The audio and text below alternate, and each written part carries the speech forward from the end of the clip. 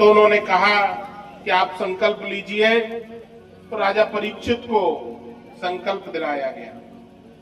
ये वहीं से इस भागवत का प्रारंभ हुआ।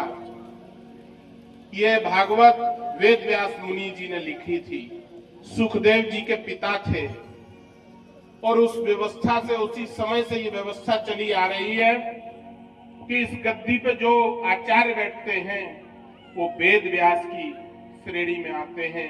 वो वेद व्यास भगवान के एक संदेश वाहक थे, इसलिए इस गद्दी पर जब भी जो व्यक्ति बैठता है वो वेद व्यास की उपाधि होती है। और ये जीवन में ये व्यवस्था भी है, हम और आप जानते हैं इस बात को, शायद स्मरण न हो कि व्यक्ति के जीवन में सिर्फ 7 दिन होते हैं। आप रविवार से गिनिए, और रविवार से जब चलेंगे तो शनिवार तक सिर्फ जीवन में 7 ही दिन होंगे।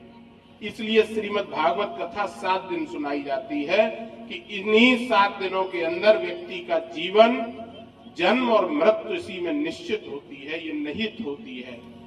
इसका मतलब होता है कि ईश्वर का नाम आपको 7 दिन लेना है।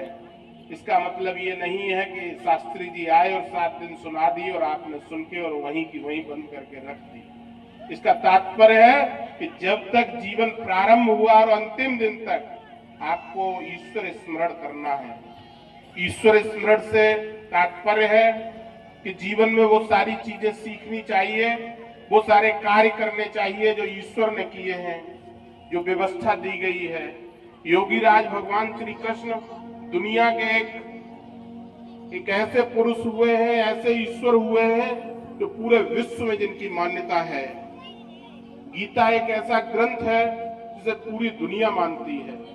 आपने कभी सोचो, योगीराज भगवान श्री कृष्ण के बारे में जब कोई बात कही जाती है तो उनसे बड़ा कोई प्रेमी नहीं कहा गया है।